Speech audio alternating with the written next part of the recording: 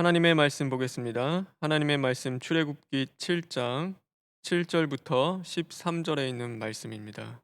출애굽기 7장 7절부터 13절에 있는 말씀입니다. 제가 가지고 있는 성경 구약 90쪽에 있습니다. 그들이 바로에게 말할 때 모세는 80세였고 아론은 83세였더라. 여호와께서 모세와 아론에게 말씀하여 이르시되 바로가 너희에게 이르기를 너희는 이적을 보이라 하거든 너는 아론에게 말하기를 너의 지팡이를 들어서 바로 앞에 던지라 하라. 그것이 뱀이 되리라. 모세와 아론이 바로에게 가서 여호와께서 명령하신 대로 행하여 아론이 바로와 그의 신하 앞에 지팡이를 던지니 뱀이 된지라. 바로도 현인들과 마술사들을 부르매 그 애굽 요술사들도 그들의 요술로 그와 같이 행하되 각 사람이 지팡이를 던짐에 뱀이 되었으나 아론의 지팡이가 그들의 지팡이를 삼키니라. 그러나 바로의 마음이 완악하여 그들의 말을 듣지 아니하니 여호와의 말씀과 같더라. 아멘. 다 같이 기도하겠습니다. 사랑의 하나님 감사합니다. 오늘 이 하루 헛되이 보내는 자들 되지 않게 하시고 하나님의 말씀을 통하여서 자신을 발견하고 철두철미 시인하고 회개할 수 있는 심령 되게 하여 주시옵소서. 그러므로 하나님이 부어주시는 은혜와 진리에 사로잡혀 온전히 하나님의 뜻을 성취할 수 있는 복된 하루 될 수 있도록 주님 인도하여 주시옵소서. 예수님의 이름으로 기도합니다. 아멘. 나이가 들수록 늙는 사람이 있는가 하면 나이가 들수록 성숙해 가는 사람이 있습니다. 나이를 먹을수록 고집이 세지고 새로운 일들을 주저한다면 그것은 늙는 것을 의미할 것입니다. 그러나 나이를 먹을수록 겸손해지고 여전히 주저하지 않고 새로운 것들을 수용할 수 있는 그 태도로 살아간다면 그것은 늙는 것이 아니라 성숙해 가는 것입니다. 하나님 앞에서 우리의 신앙은 늙지 않습니다. 우리의 신앙은 성숙해 가는 것입니다. 겸손한 모습으로 하나님과 사람을 대하고 주저함 없이 믿음으로 하나님이 우리에게 주시는 사명을 감당해 걸어가는 것입니다. 오늘 아브라함의 나이는 80이 훌쩍 넘긴 나이였습니다. 하나님은 가장 힘이 있고 정정했던 그 40대 때 아브라함을 부르지 않으셨습니다.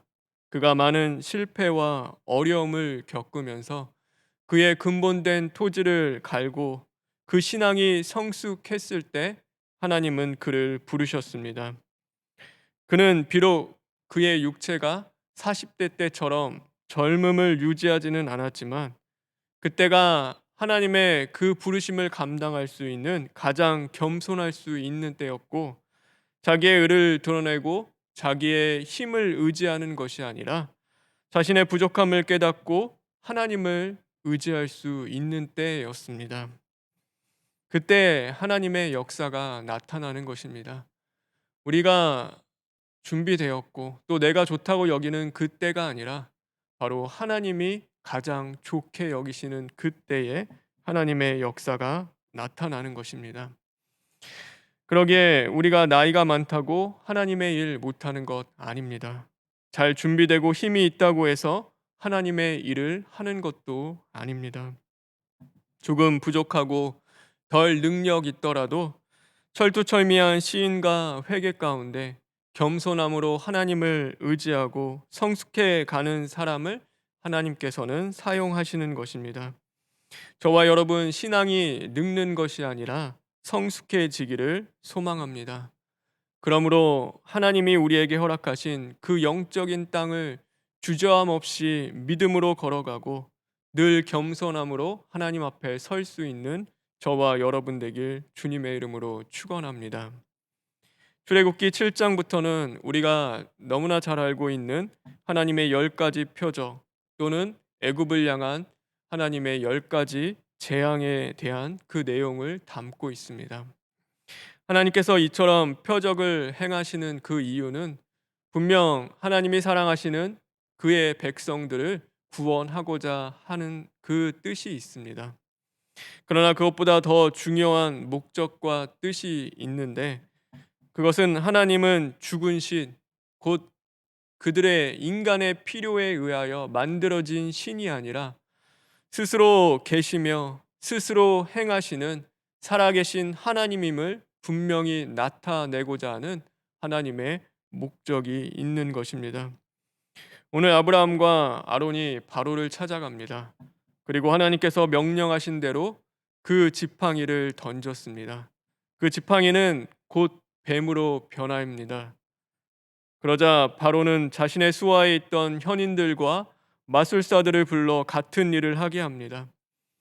비록 그들은 요술이라는 방법과 장치를 의지하여서 그들도 비슷한 일을 했지만, 오늘 분명히 그 모세와 아론이 보여주었던 것과는 다른 것이 있었습니다. 명품일수록 가짜가 많습니다. 그 이유가 무엇이겠습니까? 그만큼 그것이 값지고 또 중요하고 귀하기 때문입니다. 그래서 가짜가 많다는 것은 다른 말로 그것이 진짜라는 것을 말할 것입니다. 마찬가지로 진리일수록 가짜가 많습니다. 진리를 표방하는 그 비진리가 많이 있는 것입니다. 유독 기독교는 이단과 사이비가 많습니다. 그렇죠. 다른 종교에 비해서 이 기독교만큼은 그 이단과 사이비가 너무나 많이 있습니다. 여러분, 왜일까요? 그것은 다른 말로 기독교가 참 진리고 참 생명이기 때문입니다. 예수님만이 길이요 진리요 생명이시기 때문에 그것을 따라하고 또 그것을 표방하는 그 가짜가 많은 것입니다. 가짜는 사람들의 눈을 현혹시킵니다. 요술과 같이 교묘한 말과 또 화려한 입술로 우리들의 마음과 시선을 빼앗습니다. 그리고 참 진리를 분별하지 못하게 할 뿐 아니라 그 마음을 완악함 가운데 던져 넣음으로 말미암아 하나님이 주시는 은혜와 말씀을 이제는 온전히 영접하지 못하게 하고 그 가운데 믿음으로 나아가지 못하도록 우리를 만들어 버리는 것입니다. 그런데 그 가짜가 밖에만 있는 것이 아니라 바로 우리 안에도 있습니다. 하나님의 말씀처럼 보이는 내 말이 있습니다. 하나님의 뜻처럼 보이는 내 뜻이 있고요. 하나님의 일처럼 보이는 내 일이 있는 것입니다. 그래서 교묘하게 하나님의 말씀과 뜻을 포장합니다. 무엇으로요? 내 말과 내 뜻으로 그것을 포장하고 또 그것을 하나님의 말씀처럼 그렇게 위장하여 이루어 가고자 하는 것입니다. 예수님이 그래서 말씀하셨습니다. 주여 주여 하는 자마다 다 천국에 들어가는 것이 아니라, 분명히 주님의 이름으로 모든 것을 행했지만 주님은 그것을 모른다라고 말씀하십니다. 더 나아가서 너희들은 불법을 행하는 자들이라고 주님이 말씀하고 계십니다. 주의 이름으로 주님의 일을 했습니다. 주님의 이름을 외치고 불렀습니다. 그런데 주님께서는 불법을 행한다라고 말씀하고 계십니다. 우리는 그 가짜 신앙을 벗어야 합니다. 진리에 접붙임되지 못하는 거짓된 경건과 언행을 십자가에 못 박고 참 그리스도인으로서 거듭나야 하는 것입니다. 오늘 뱀으로 변한 하나님의 지팡이가 마술사들의 그 뱀을 삼켜 버렸습니다. 그것이 무엇을 의미할까요? 그것은 진짜 생명이 거짓 생명을 삼킨 것입니다. 고린도후서 5장 4절에 보면 죽을 것이 생명에 삼킨 바 되었다라고 말씀하고 있습니다. 고집스럽고 완악한 우리의 옛자가 예수 그리스도의 생명에 삼킨 바 된 자들이 되어야 한다는 것을 분명하게 말씀하고 있는 것입니다. 그것이 재창조의 역사입니다. 우리는 그리스도의 생명 안에서 다시금 태어나야 합니다.